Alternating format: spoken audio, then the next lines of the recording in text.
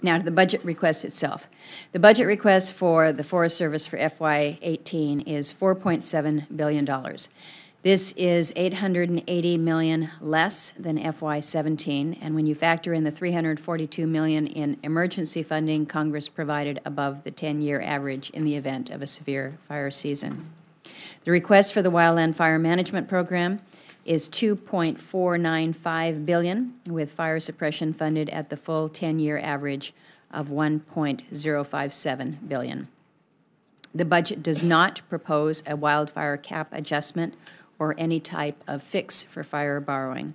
However, buried in the proposal is a statement that the administration will, quote, work with the Congress during the 2018 budget cycle to develop a responsible approach that addresses risk management, performance accountability, cost containment, and the role of state and local government partners in ensuring adequate funds are available for wildfire suppression without undue disruption to land management operations. And I think the Chief knows that Senator Udall and I just returned from a meeting this morning with the Secretary of Agriculture and spent extended discussion about just this issue.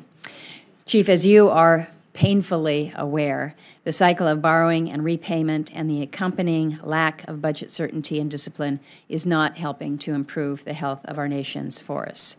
So I am pleased that this administration recognizes the problem and look forward to working with the Forest Service and the Office of Management and Budget to address this issue during this budget cycle in a fiscally responsible and politically feasible way.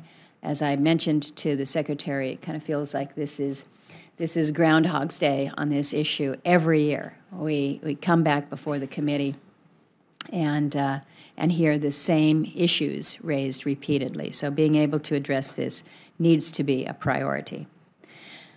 Chief, this budget request is very different from the previous administration's proposals for your agency.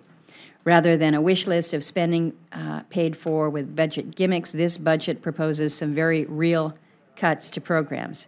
And the worthiness of the cuts kind of runs the gamut here. Some are worth consideration, some I find very troubling, and some are in direct contradiction to other proposals in the budget. For example, the timber target is again set at 3.2 billion board feet, a level that isn't as high as I'd like to see it. But I'm concerned that the 73% proposed cut to capital improvement and maintenance will make that target difficult, if not impossible, to achieve. Without adequate funding for road maintenance and construction, the agency will be unable to provide necessary access for timber purchasers while also meeting legally required environmental standards. I'm also concerned about the impacts of those proposed cuts on many other forest management activities, from firefighting to hazardous fuels reduction. The request acknowledges that it is the primary responsibility of the Forest Service to manage the national forests. And when making tough funding decisions, we need to make certain we are meeting our basic forest health needs before we invest in other programs. And while many of the funding levels are lower than I'd like, I do appreciate that this budget proposal makes investing in national forest management needs its top priority. I am pleased that the request recognizes the importance of hazardous fuels management, and I'm eager to hear more about the proposal to move the funding for that activity out of the fire program and into the National Forest Service System account. I am concerned, however, by the $12 million reduction to the recreation programs.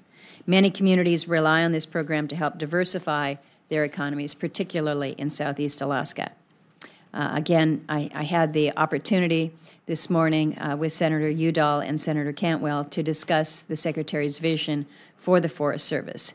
And given the importance of the agency to the people and the economy of Alaska, I'm hopeful that under his leadership, the Forest Service will do more to make our forests the economic engines that they should be, and not just in Alaska, but really all over the country. And while Alaska paints a very stark picture of the need for robust and responsible uses of our national forests, the need is nationwide.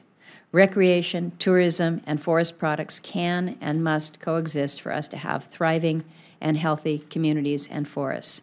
This will take not only financial investments, but substantial leadership investments as well, and I hope the Forest Service is prepared to dedicate the time and the energy required to make this vision a reality. I thank you again, Chief, for being here. I look forward to your testimony.